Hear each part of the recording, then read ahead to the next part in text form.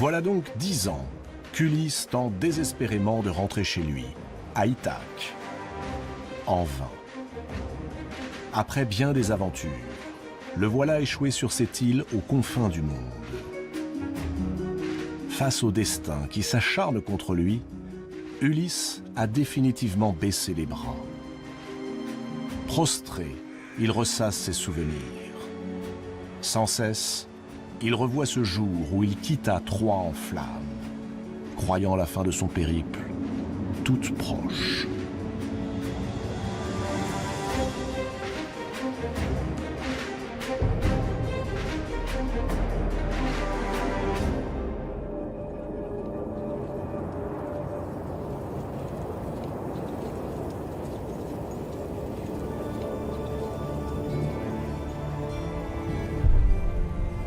Troie vient de subir l'assaut des Grecs. Elle est en flammes, entièrement détruite. C'est la ruse plus que la force qui a permis aux Grecs de prendre la cité de Priam, grâce au cheval de bois qu'a conçu l'ingénieux Ulysse. On aperçoit encore son imposante silhouette. Dans ses flancs, on avait caché les plus vaillants guerriers. Et à la nuit tombée, se faufilant hors du cheval de bois, ils ont ouvert grand les portes de la ville à l'armée grecque. En quelques heures, la fière cité fut prise, et son roi, Priam, traîné hors du palais et massacré.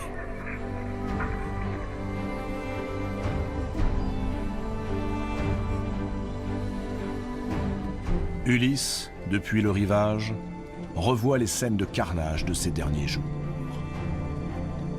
Agamemnon, le roi des rois, avait juré que pas une pierre ne resterait debout à Troie. Il a tenu parole. Il a même fait pire.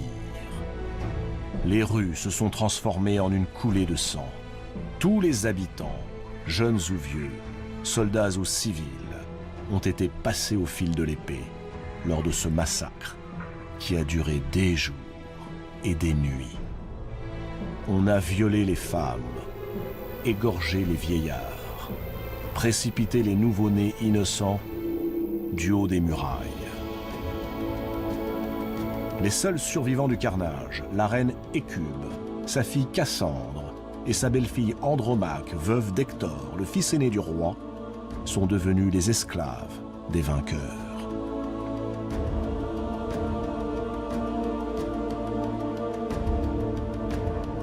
Mais les milliers de vies volées aux Troyens ne feront pas revenir d'entre les morts les valeureux guerriers grecs tombés au combat, les amis d'Ulysse. Achille, le divin héros, Patrocle, Ajax, Antiloque et tant d'autres.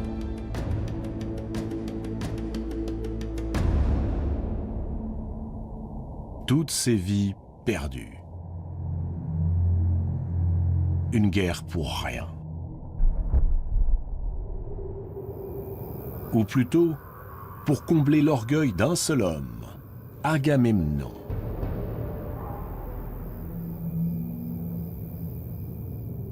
Si les dieux ont laissé faire cela, songe Ulysse, alors ils ne sont plus dignes d'être célébrés par les hommes. Si les dieux n'ont pu ou n'ont voulu empêcher cela, alors ils ne méritent plus qu'on les révère et qu'on place en eux l'espoir et la foi.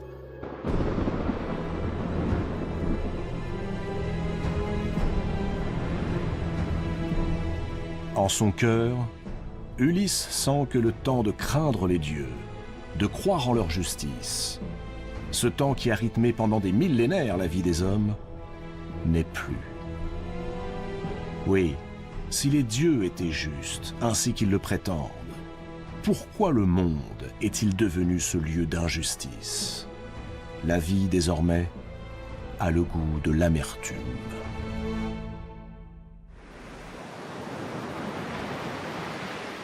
Ulysse ne souhaite plus qu'une seule chose, quitter cette terre ensanglantée et rentrer chez lui. Au moment de partir, Ulysse et les Grecs qui ont survécu à cette terrible guerre partagent le même dépit. Tout ça pour ça. Troie ne regorgeait ni d'or ni de bijoux, comme l'avait promis Agamemnon, le roi des rois. Son seul trésor, c'était son peuple, et il a été anéanti pour venger les héros grecs tombés au combat. Les soldats qui ont pris place sur les navires d'Ulysse repartent vers Ithaque, les mains vides, le cœur lourd, l'âme enténébrée par leurs crimes.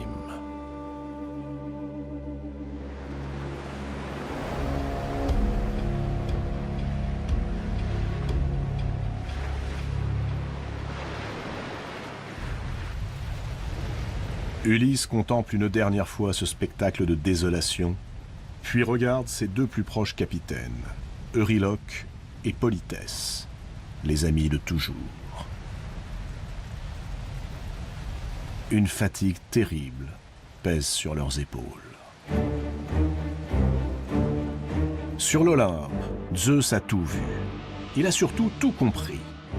Ce qui se joue en ce moment dans le cœur d'Ulysse est la plus redoutable des menaces pour les dieux immortels.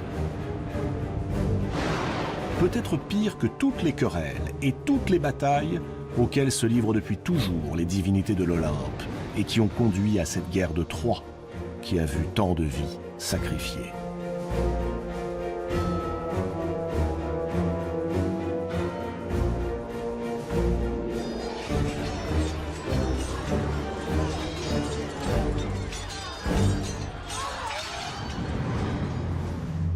Car, en Ulysse, ont germé les graines d'un mal qui risque de se propager à toute vitesse.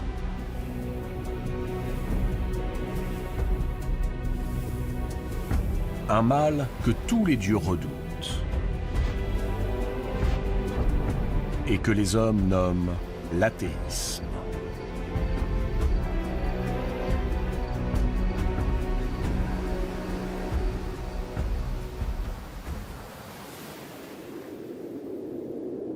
Athéna est auprès de son père. Elle est la déesse de la guerre et a protégé les Grecs pendant tout le conflit. Elle a tout particulièrement veillé sur Ulysse. Elle admire son inventivité, ses 1000 ruses.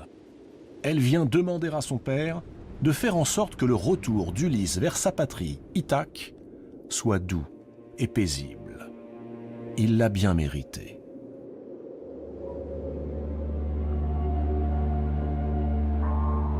Mais Zeus s'emporte. Sa fille a-t-elle oublié que si elle est la déesse de la guerre, elle est aussi déesse de la raison, de la sagesse? Que peut-on attendre du comportement nouveau d'Ulysse? Cela passera, répond Athéna. Non, ça ne passera pas. Zeus le sait. Si un homme, un simple mortel, commence à douter de la puissance des dieux, s'il abandonne toute croyance en eux, c'est bientôt leur nécessité même qui sera remise en cause. Or, poursuit Zeus, les dieux ne tirent leur puissance et leur gloire que de la croyance que les hommes placent en eux. Que les hommes se détournent, cessent de croire, de les craindre, de leur sacrifier les hécatombes, de leur rendre les honneurs, alors les dieux n'auront plus sur terre aucun pouvoir.